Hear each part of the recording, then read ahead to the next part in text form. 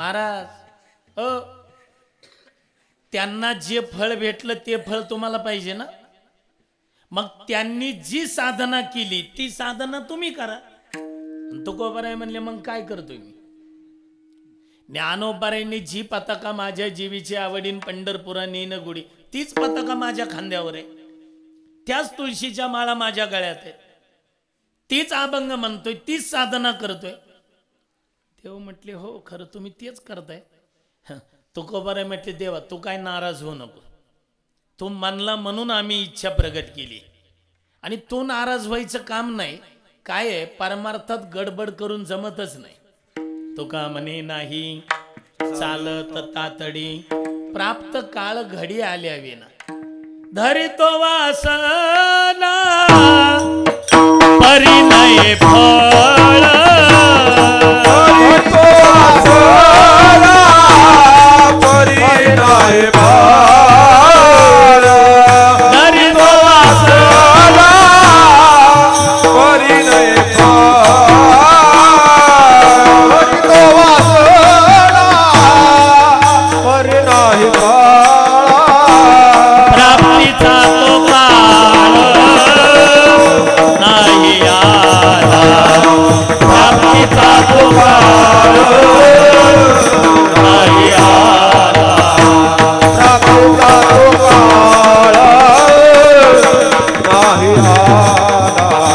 प्राप्तीचा तो काळ नाही आला. धरितो वासना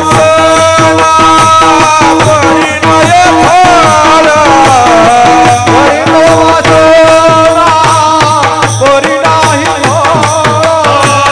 फळ, धरितो वासना परिणय फळ, धरितो वासना परिणय फळ, धरितो वासना परिणय फळ, प्राप्तीचा तो काळ नाही आला, प्राप्तीचा तो काळ नाही आला, प्राप्तीचा तो काळ नाही आला, प्राप्तीचा तो काळ नाही आला.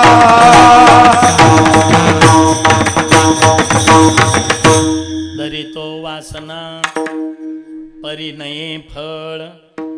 मी वासना धरतोय ती पण फळ भेटत नाही. त्याचं उत्तर महाराजांनी तिथंच दिलंय, प्राप्तीचा तो काळ नाही आला. बहुतेक ती वेळ आलेली नसेल देवा. आणि दुसरं कारण असं आहे, मी पुढच्यांची इच्छा करतोय, पुढीलांची इच्छी फळ, पण माझ्याजवळ ते बळ कुठं आहे. नाही बळ ते अंगी, माझ्याजवळ ते बळ नाही ना. आपण सुद्धा पाहना, आपण अभंग तेच म्हणतोय, साधना तीच करतोय, पण आपल्या पूर्वजांना जे फळ भेटलं ते आपल्याला भेटतंय का. त्याचं उत्तर आहे, त्यांनी ज्या बळाने ही साधना केली त्या बळाने आपण करत नाही. नाही तर कीर्तन तेच आहे ना, अभंग तेच आहे. मी थोडस धाडस करून बोलतो. धाडस करून का बोलतो त्याचं कारण आहे, मला माहिती आहे तुम्ही कीर्तनात मला हात लावू शकत नाही. बघू कीर्तन झाल्यावर काय असेल ते पुन्हा खोलीत. मला माहिती आहे तुम्ही कीर्तनात मला काही करू शकत नाही, म्हणून धाडस करून बोलतो. तुकोबारायांपेक्षा मोठा कीर्तनकार मी आहे. काय काय म्हणतील थांब आता कीर्तन संपू दे, बघतो तुझ्याकडं. मी आधीच म्हणलंय, पुन्हा बघा काय असेल ते. तुकोबारायांपेक्षा मोठा कीर्तनकार मी. तुम्ही म्हणाल कशावरून. तुम्ही तुकोबारायांचं चरित्र आपण सर्वांनी ऐकलेलं आहे. जगद्गुरु तुकोबारायांची कीर्तन होऊन होऊन किती किती गावला होत होते. टाळगाव, चिखली, आळंदी, पंढरपूर, सुदुंबरे, लोहगाव, देहू, अजून काही 2-4 समजा, जास्तीत जास्त 10 ते 11 गावला. कीर्तन झाल्यावर माझी डायरी बघा, कमीत कमी 150 ते 150-200 गावला वर्षातून आम्ही फिरतो. हाय का नाही मोठा. तर एक मत का होईना भेटला आपल्याला. ऐका, जगद्गुरु तुकोबारायांचा फोटो आपण पाहिलाय. आदरणीय बाळासाहेब महाराजांनी भाऊंनी प्रसिद्ध केलेला आहे. कीर्तन चालू असतानाचा टाळकरी त्याच्यात उभे आहेत. पा किती टाळकरी येतो. झोपले काय तुम्ही. तुकोबारायांच्या कीर्तनात किती टाळकरी होते. जोरात बोला. 14 होते. आज मोजाभर माझ्या कीर्तनाला आहे का नाही मोठा.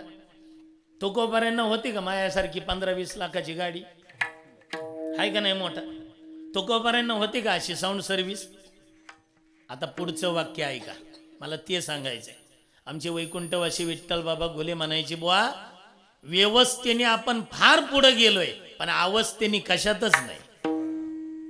काय अवस्था आहे आपली. अहो तुकोबारांचं जर कीर्तन सुरू झालं ना धीरज महाराज, तर कीर्तनामध्ये कीर्तन ऐकणाऱ्यांची, माग म्हणणाऱ्यांची, महाराजांची काय अवस्था होत होती. कीर्तन चांग कीर्तन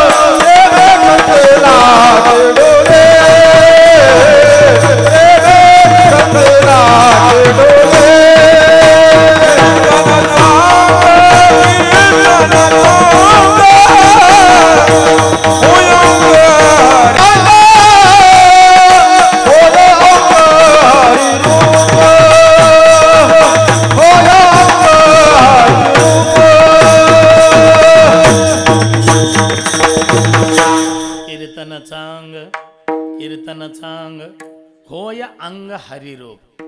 तुकोबाऱ्यांच्या कीर्तनातलं बळ सांगू का तुम्हाला. तुकोबाऱ्यांच्या कीर्तनाला एक टाळकरी निघाला, त्यांचा खांद्यावर टाळ टाकला. आपली फाडावर कशी पद्धत आहे पंढरपुरामध्ये, आपापला टाळ घ्यायचा आणि फाडावर यायचं कीर्तन. ते टाळ घेतला खांद्यावर निघाला आणि पत्नी म्हटली. त्यांनी पाहिलं काय झालं, कीर्तनाला चाललंय. हो, सकाळपासून पोरगा आजारी आहे, तापन फनफन करतय, पट्ट्या लावते मी, ताप काही कमी होत नाही. एक काम करा, संगमला नाही तर अकलूजला त्याला दवाखान्यात न्या, इंजेक्शन वगैरे. मी म्हणते का तुम्हाला कीर्तनाला जाऊ नका, फक्त त्याला दवाखान्यात दाखवा आणि पुन्हा जा. आणि नेमका आदल्या दिवशी त्यांनी तुकोबाऱ्यांच्या कीर्तनात ऐकलं होतं, 15 दिवसाचा जरी झाला उपवासी तरी कीर्तनासी, तरी कीर्तन सोडायचं नाही. ह्यानं जे पाय उचलला होता का नाही, ते पाय माग घेतलाच नाही, तसाच निघाला. हे कीर्तनाला आले, इकडं घडू नये ते घडलं. तुकोबाऱ्यांच्या कीर्तनाचं बळ सांगतोय. काय घडलं, पोरगा गेला, त्या पत्नीनं नाकाला कापूस लावला, कापूस हालत नाही, श्वासोश्वास बंद आहे. नाडी तपासली. आता आई आहे ना, तिनं असा पदर घेतला, डाव्या बाजूला खवला, अशा बांगड्या मागं सारल्या. हे कशाचं लक्ष नाही, दर्शनाला जायचं का. ते पदर खवला, बांगड्या मागं सारल्या, दात वट खाल्ल्यान उचललं पोरग. उचललं ना, असं कीर्तन रंगात आलेलं होतं. ताड ताड ताड ताड कीर्तनात आली आणि तुकोबाऱ्यांच्या पुढं अशी एवढी नेमकी जागा राहिली होती. आणलं टाकलं पोरग समोर. टाकल्याबरोबर महाराजांनी पाहिलं.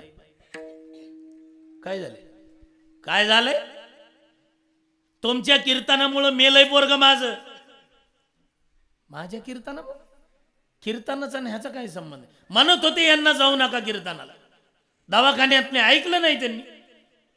कर्ण म्हणव त्या काळ्याला पोरग जिवंत. आता काळ्याला म्हणजे पांडुरंगाला. ह्या तापल्यावर कुणाला काय बोलत्याल. तिथं काय पांडुरंगाचा विचार केला नाही महाराजाचा करतील का? पांडुरंगाला तरी कमी बोलल्या का हे? अरे अरे विठ्या मूळ माईच्या कारट्या तुझी रणरणकी झाली, सती सावित्री चुडालेली तुझं गेलं मड, तुला पाहून काळ रड, उभी राहून अंगणी शिव्या देते दासी जनी. हे का भजन आहे का? शिव्या दिल्या शिव्या. कर्ण म्हणाव त्या काळ्याला पोरग जिवंत. तो बरं आहे म्हटलं आता बोलू नको, हा शांत बस. सगळे स्तब्ध झाले आणि महाराजांनी आपली मान फिरवली ती पांडुरंगाकडे. काय देवा हे कीर्तनामध्ये असा विक्षेप. ती म्हणती कीर्तनामुळं पोरग मेलय, आणि असा जर प्रचार झाला तर उद्यापासून येतील का कुणी टाळकरी कीर्तनाला? आणि तुम्हाला काय अशक्य आहे देवा? अशक्य ते तुम्हा, अशक्य ते तुम्हा नाही नारायणा.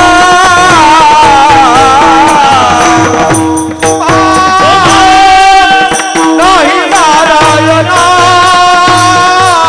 अशक्य ते तुम्हा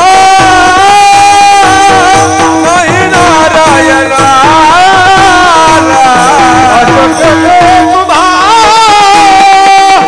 नाही नारायणा.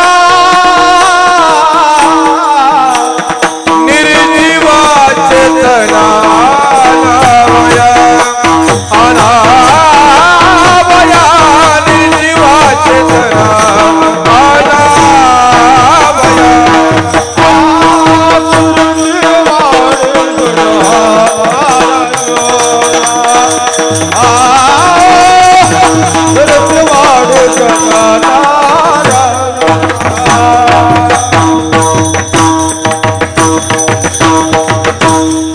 तुम्हाला काय अशक्य आहे देवा?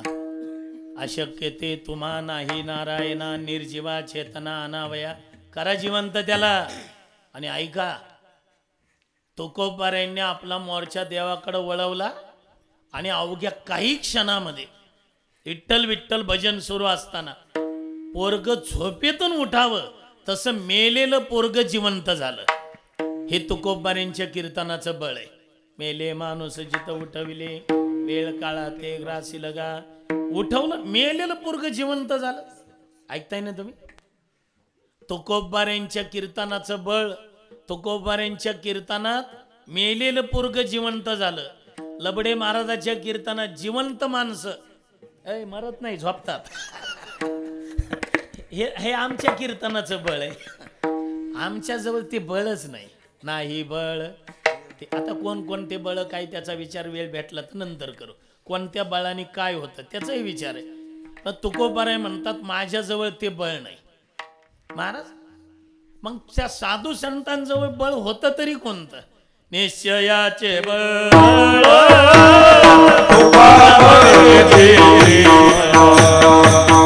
तुका म्हणते फला तुका म्हणते निश्चयाचे बळ.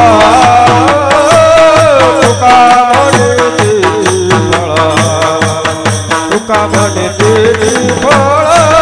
तुका म्हणते फळ. निश्चयाचे बळ.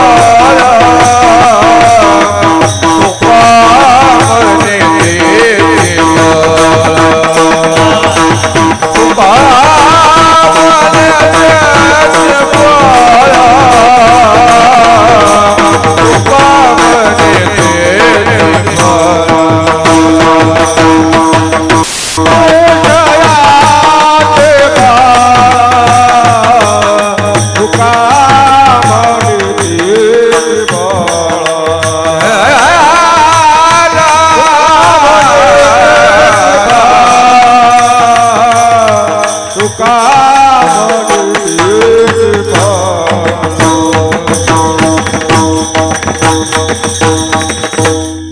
त्यांच्याजवळ निश्चयाचं बळ होतं.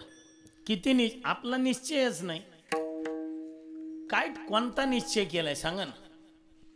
आम्ही सद्गुरू जोग महाराज संस्थेत शिकताना शेवटचा निरोप समारंभ ज्ञानेश्वरी शिकवायला गुरुवारी विठ्ठल बाबा गुले होते.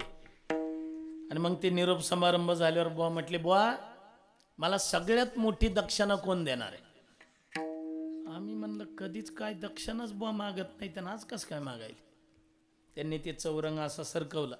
सांगा म्हणले कोण देणार. आम्ही म्हणलं बुवा दक्षिणा पाहिजे, कोणती पाहिजे नेमकी. म्हणले काही नाही, निश्चय पहा. म्हटले तुम्ही आता जीवनात निश्चय तरी काय केलाय. आम्ही सगळेच गप्प बसलो. 4 वर्ष आता शिकलायत, इथून आळंदीवरून जाल, काहीतरी निश्चय करून जा. म्हटली सगळ्यात मोठी दक्षिणा मला ती द्या, सगळ्यात जास्त ज्ञानेश्वरीचे पारायण कोण करणार आहे सांगा. काय मागत होते पहिले गुरु बघा ना तुम्ही. कोण ज्ञानेश्वरीचे पारायण. मग कोणी सांगितलं 11, कोणी 21, कोणी 51. आमच्या पाठाला त्यावेळेला म्हणजे माझं वय 23 असेल अंदाजे. मग त्यावेळेला आमच्या पाठाला एक 40च्या आसपासचा एक माणूस होता पाठाला. तो म्हटला बुवा माझी 108 पारायण करण्याची इच्छा आहे, पण आपण इथं करणार नाही. उद्या माऊलींना अभिषेक घालणार, समाधीला गावाकडे जाणार, शेतीवाडी प्रपंच करत करत ते करणार. पण समजा बुवा म्हणले आता काय समजा.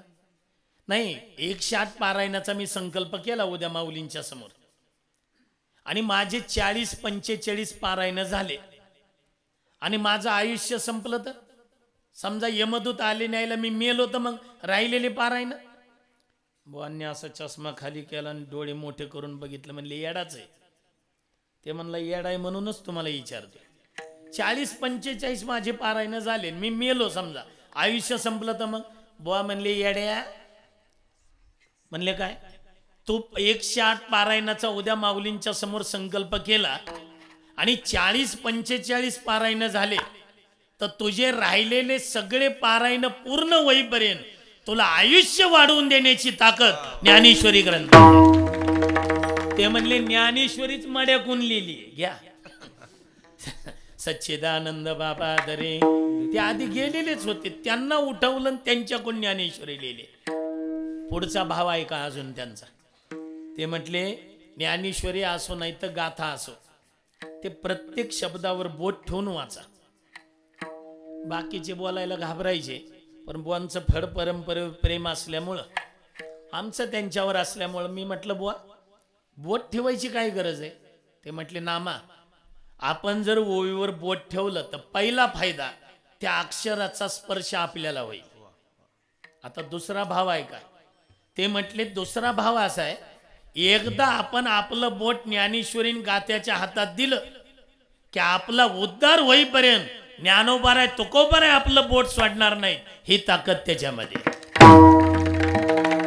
जीवनात भरपूर केलंय आता पोरासाठी, नातवंडासाठी. त्याला तिकडचं 4 एकर, ह्याला इकडचं 2 एकर, ह्याला जुना वाडा, ह्याला नवीन बंगला, ह्याची एपडी एगडी, त्याची एपडी एगडी. लपडी नाही एपडी म्हणलं.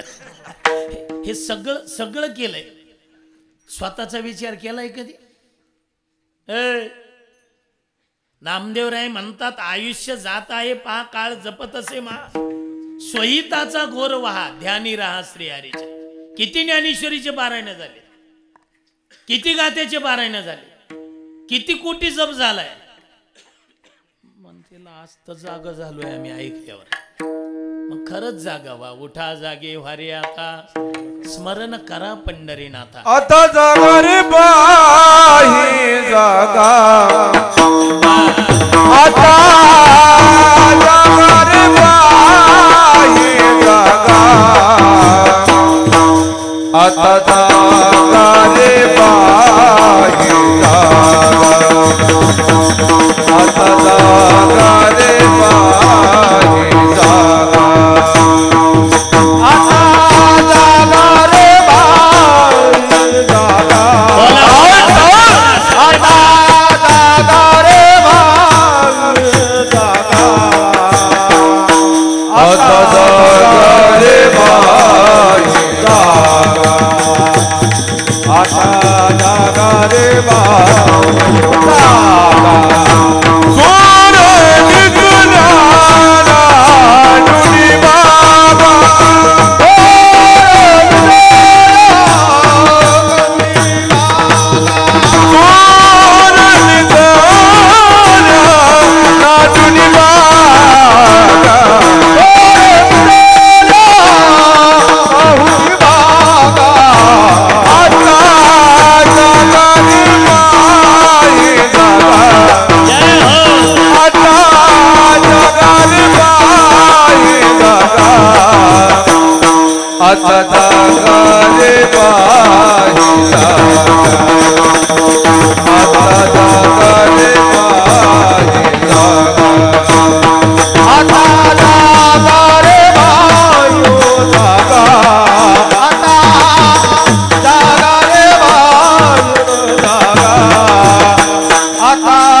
जागा रे बाई जागा आता जागा रे बाई